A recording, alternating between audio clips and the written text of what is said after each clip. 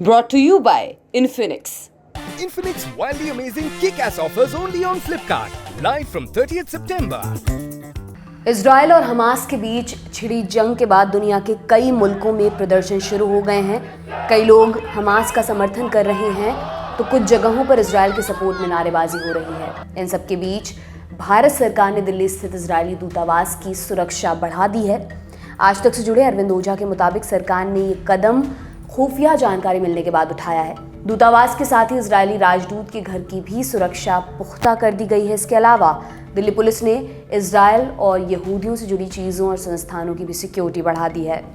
PTI की एक report के मुताबिक एक सुरक्षा अधिकारी ने मंगलवार 10 अक्टूबर को जानकारी देते हुए कहा कि नई दिल्ली में इजरायली दूतावास और मध्य दिल्ली के चांदनी चौक स्थित चाबड़ हाउस के आसपास तैनात स्थानीय पुलिस को कड़ी निगरानी बनाए रखने का निर्देश दिया गया है। इस निर्देश के बाद इजरायली दूतावास के आसपास पीसीआर की संख्या में इजाफा किया गया है। दूतावास के बाहर पुलिस कर्मियों की संख्या को भी बढ़ा दिया गया है। इजराइल और हमास के बीच युद्ध की शुरुआत शनिवार 7 अक्टूबर को तब हुई जब उग्रवादी संगठन हमास ने अचानक सुबह 6:30 बजे इजराइल के कुछ इलाकों में मिसाइल से हमला करना शुरू कर दिया। एक के बाद एक हजारों मिसाइलें इजराइल पर दाग दी गई। हमले के बाद हमास के उग्रवादी इजराइल में घुसे और वहां लोगों को मारना शुरू कर दिया। इजराइल के मुताबिक हमास के करीब 1000 लड़ाकों ने उसके यहाँ घुसपैठ की और हजारों लोगों को मारा। इजराइल के विदेश मंत्री अली कोहेन ने बताया कि हमास ने 100 से ज्यादा लोगों को बंदी बनाया है, उन्हें गाजा ले जाया गया है। अल जजीरा की रिपोर्ट के मुताबिक अल कसम ब्रिगेड की ओर से बंदियों को फांसी देने की धमकी की घोषणा के बाद बंदियों का जीवन खतरे में है।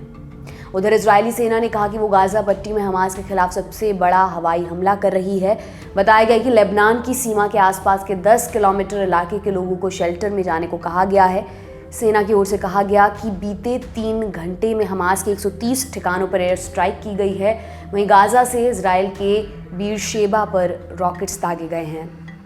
रॉयटर्स में छपी रिपोर्ट कहती है कि हमास की आर्म्ड विंग ने चेतावनी देते हुए कहा कि अगर इजराइल बिना किसी पूर्व चेतावनी के आम नागरिकों के घरों पर बमबारी करेगा तो उसके बदले वो इजरायली नागरिक बंदियों को फांसी देना शुरू कर देगा। हमास की आर्म्ड विंग के प्रवक्ता अबू ओबैदा ने कहा कि वो इजरायली बंदियों को सुरक्षित रखकर इस्लामिक निर्देशों के मुताबिक काम कर रहे हैं। उन्होंने बढ़ती बमबारी और बिना चेतावनी के हवाई हमलों में मारे गए नागरिकों की हत्या के लिए इजराइल को जिम्मेदार ठहराया। उधर हमास की तरफ से 9 अक्टूबर को इजराइल पर एक के बाद एक कई हमले किए गए। इन हमलों के बाद इजरायली प्रधानमंत्री बेंजामिन नेतन्याहू का बयान भी सामने आया। नेतन्याहू ने चरमपंथी संगठन हमास को सख्त चेतावनी देते हुए कहा कि इजराइल ने इस युद्ध को शुरू नहीं किया है, लेकिन वो इसे अंजाम तक पहुंचाएगा। बेंजामिन नेतन्याहू ने कहा कि इजराइल सिर्फ अपने लोगों के लिए नहीं बल्कि बर्बरता के खिलाफ लड़ाई लड़ रहा है। उन्होंने वीडियो मैसेज में कहा, हम युद्ध नहीं चाहते थे, हम पर बहुत क्रूर तरीके से यह थोपा गया। हमने भले ही युद्ध शुरू नहीं किया लेकिन इसका अंत हम ही करेंगे। इजराइल सिर्फ अपने लोगों के लिए नहीं बल्कि बर्बरता के खिलाफ खड़े हर देश के लिए लड़ रहा है। नेतन्याहू ने आगे कहा, हमास ने हम पर हमला करके ऐतिहासिक गलती की है। हम इसकी ऐसी कीमत वसूलेंगे जिसे हमास और इजराइल की अन्य दुश्मनों की कई पीढ़ियां दशकों तक याद रखेंगी। नेतन्याहू ने हमास की तुलना आतंकी संगठन ISIS से की। उन्होंने कहा कि हमास भी ISIS की तरह आतंकी संगठन है। जिस तरह दुनिया भर की ताकतें ISIS को हराने के लिए एकजुट हुई हैं, वैसे ही इन्हें हमास को हराने में इजराइल का समर्थन करना चाहिए। हमास से लड़ने में इजराइल न केवल अपने लोगों के लिए लड़ रहा है बल्कि यह हर उस देश के लिए लड़ रहा है जो बर्बरता के खिलाफ खड़ा है। आपके लिए तमाम जानकारी इकट्ठा की है हमारे साथी अभय ने।